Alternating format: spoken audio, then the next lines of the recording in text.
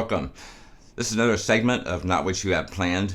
And, 2 years ago when I was going through my treatment and I had an over-medication issue, I was walking up the stairs, I passed out and fell all the way down the stairs and hit my head pretty hard and had a seizure.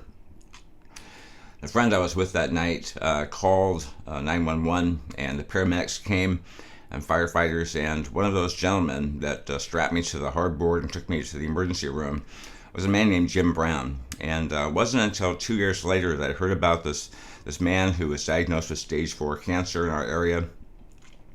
He had lung cancer, stage 4. It's not a good diagnosis. As a matter of fact, the prognosis and the chance of surviving that is pretty slim and dismal. And his perspective, his attitude is amazing. Jim has been married for years to a wonderful woman named Regina Brown. He's got 3 daughters like I do. He's active. He loves to ski and snowboard. He loves to bicycle, and just a great guy. But Jim's attitude, like I'm going to show you in a bit when we talk to him, is paramount. It's what is getting him through this. It's helping him in this process. And I want to show you again how your attitude is during something that's insurmountable situation. It just seems like you can't get through it. How you face that and how you address your thought processes is very, very important. Jim is a neat guy, and I don't want to delay this any further, so enjoy this interview with Jim Brown.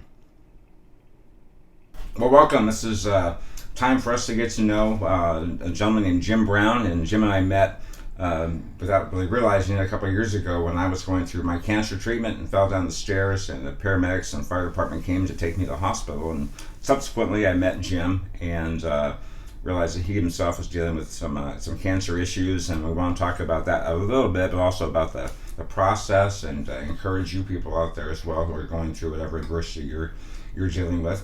But Jim, welcome. Thanks. Give me some information about your background and how you got to where you're at now. My name is Jim Brown. I live in Olympia, Washington, and 48 years old.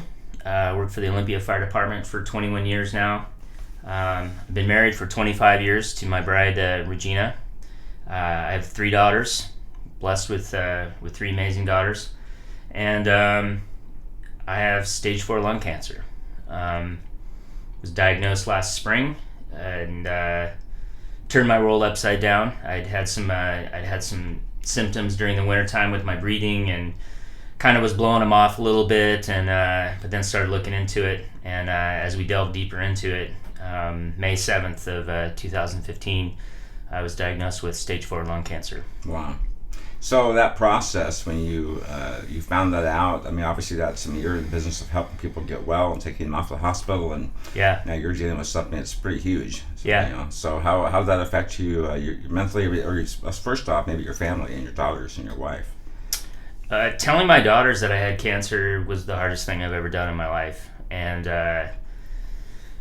telling my wife was quite difficult as well. But it definitely turns your world upside down, puts you into crisis. And I'd say my crisis lasted for probably about 4 months. And it's crisis psychologically, the unknown. I was given some pretty dismal numbers on the front end of things. And then I was symptomatic from the cancer itself. And then once I started treatment, symptomatic from the chemo. So right. It took about 4 months for me to kind of get through the crisis part of it and wrap my head around it. I'm a go-getter, so from the beginning I pledged that I was gonna beat this thing, and I don't know that I really knew exactly what I was up against. If you don't have cancer, you don't learn about the different stages of cancer, and right. My first oncologist told me that it was incurable and that I would eventually die from it. Wow. And that was some pretty powerful things to hear, but I set my jaw and decided I was gonna get after it, and that's what I'm doing. I mean, we're across the street actually from the firefighter training center, and firefighters, you think of a firefighter as being strong, and they can just carry folks up a staircase, and you're strong for everybody in the community. You're strong as a father for your children and for your wife, and now you're dealing with this, and you're also trying to be strong for them while at the same time as your world's crashing inside. What's that like? How do you deal with that? How do you walk it through mentally? I spent the first fair chunk of time trying to protect my family a lot. protecting my wife, not telling her the things that were going through my mind, not telling her about my funeral running through my mind, and all those kinds of things. And it finally came to a point where I just started coming apart, and emotionally we sat down and had a talk one day, and she just said that I can't protect her. I mean, she's having the same feelings that I'm having, right, and we may as well share them. So with her, I'm pretty open about everything, and with my daughters, we keep it at the appropriate level. My 16-year-old daughter, she's got a pretty good grip on things, right, and the younger ones, they know that I'm sick, and they know that there's side effects from that. But I've gotten therapy. I see a therapist who's really helped me sort through the feelings and really come to a place where I can feel the emotions. I'm not afraid to say that I cry, and I cried a lot at the beginning, and I still cry. But I just let those emotions come and flow through me, and I don't hang on to them, and it seems to be working okay.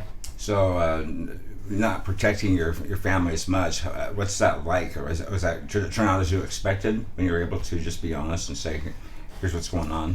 The first time that I told Regina that I was afraid, I had a hang up in my mind that I have a saying that I say that fear makes you sharp, but being afraid paralyzes you. Right.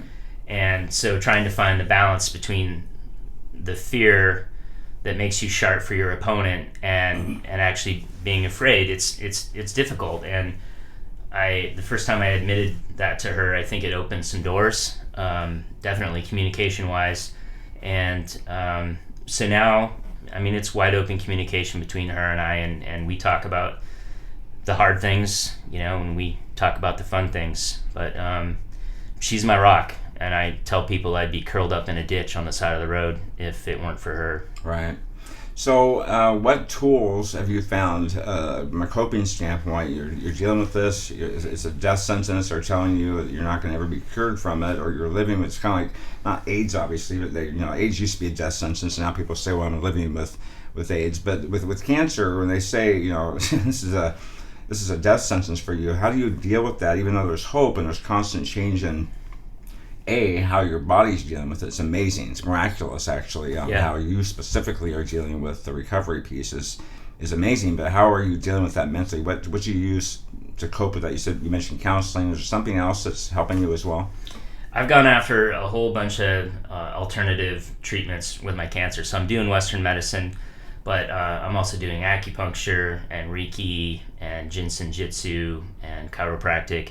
And a big part of my day is meditation, trying to clear my mind, trying to keep toxic emotions out and keep forward progress. So I've used all of those tools, but I'm just a stubborn SOB. I'm the guy that people, for some reason, people just are like, you're the guy that's going to beat it. And I said that in the beginning, and it's not easy to say that, but it's what you do. It's like you're gonna be tough and you're gonna do it. But as my treatment progressed and I had clinical results that were backing up what I said I was gonna do, it definitely has made the journey a little more tolerable. Yeah. I mean, you still wake up every day and it's still, I got stage 4 lung cancer. Right. How did this happen? But I'm trying to keep as much normalcy to my life. I think that's a part of it. I work in the office at the fire department now. I'm the medical services officer, so I'm able to go in and work. And I don't know what I'd be doing otherwise. Like I can't imagine being at home and just sitting at home. Right. I mean, and I think it's good for people to see me out and see me functioning and doing my thing. And right. I think you could probably agree that you could look at me on the street and wouldn't guess that I'm 7 months into chemotherapy for badass cancer. Right. Yeah. So, and you got your hair. So that's awesome. I got my hair. Well, you work with your partner in crime with in the field has been Mark Stewart, and Mark and I grew up together as kids. And he's a beast of a man, strong guy, but and emotionally supportive as well. And on your fists you have those words, hold strong. Hold fast. Hold fast, sorry. Yeah. Too many fingers. Yeah. Hold fast. And I know that Mark and others have gotten tattoos as well to support you in that. And you've got a lot of people, which is actually how I found out about your situation you're going through. You've had so many friends. What's that like from a standpoint of having the support, but also what about their support? What's helped you the most, and how can those friends be helpful for you or for other people as well? The community support has been like, I keep coming back to is I didn't know there was enough love in the world. That was that much love in the world. And my life is kind of divided up into different components. I coach a youth cycling team, and so I've got that world. I've got my fire department world. I've got the world that, from the social aspect of my kids and their soccer, and all of those worlds have come together to support myself and my family. And in particular, the fire department is its own family. And from the very beginning, just, people supporting and people there. Every time I turn around, there's an offer of this or an offer of that. It's kind of funny, like everyone wants to drive you to chemo. Yeah. Everybody wants to drive you to chemo. So like I've kind of got this rotating, list of people that want to do that, and people set up meal plans, and people are showing up. A retired firefighter bought a refrigerator and put it on my front porch so people can bring meals to our house. So it's humbling. It's truly, this whole experience has taught me a lot about myself, but it's just humbling. Like, people are so generous and people are so kind. I just didn't know that existed. Right. And I guess that's until awesome. You get to a place like this in life where you need it. I'm used to being the person that's there to help, and to be on the receiving end of it, and to give up your pride and say, yeah, I need the help. I'll take it. It's pretty big stuff. Right. You and I had spoken earlier about how, we have such great support with our friends, and many of them, when I was going through my process, I was going through chemotherapy and treatment, they stopped telling me about their lives. They stopped talking about their problems and what's going on with them, because they didn't want to burden you with those things. And for me, I just find that to be the case. People and I wanted to hear about it because it was a great diversion, but people often don't really realize that sometimes our problems in our life are kind of all relative. It's like a woman who gets flicked in the nose, you might tear up and cry, but if the next time that was a labor pain, that flick in the nose is nothing. So our issues in life sometimes we can't fathom going through something so horrible. But when we get there, we're like, okay, I can do this. It starts to be a change, reset that barometer of what the pain is, or emotional pain, whatever. So how has that change in your life been, and how has that affected you in dealing with other things in your life as well? Well, historically, I'm an endurance athlete, and so I've spent my life inventing hard shit to do, and so I race bikes, and I've done all kinds of things physically that were just difficult, and so I have a pretty good barometer that my body can go through whatever. Emotionally, that's the battle here, and up to this point, the hardest thing I ever dealt with was I lost my dad in 2011. Ironically, he had lung cancer, a little bit different type of cancer, and he had actually beaten lung cancer and died from complications after a pretty simple surgery. Wow. And it crushed me, and that was the hardest thing I dealt with up to this, and now being where I'm at, it's hard, but you know what? There are harder things. There are people who have it way worse than I do. There are people who are going through this process without the support of the family, without the support of their employers. And honestly, I would rather be me than my wife right now. I think being a spouse of somebody who's going through this would truly be, I just can't imagine. So my perspective on so many things has changed, and my you talk about your different barometers of life, and the things that I think about my life before cancer, and the things that irritated me or bugged me, or that it blows my mind. Right. It's like now I'm like, I'm just, since I've been diagnosed, there's been, those moments that have come along in life, my first birthday since diagnosis, and my wife and I had our 25th wedding anniversary last month, and those things are all just like, I'm happy to be here. I'm like, a lot of things can be brushed off that aren't really that big a deal. So how does this affect you now in planning your future when you have, doctors are saying all these different things, and they're saying good news, yet bad news. Yeah. How do you plan for your future? Well, like I said, I was in crisis for probably the first 4 months or so, and the planning of my future during that period of time was one CAT scan to the next, and those were every 6 weeks. And as things have progressed, and I've gone from crisis management to more along the lines of disease management, particularly in the last 6 to 8 weeks, things have kind of opened up in my life, and cancer takes away control. It's taken away my ability to do my job.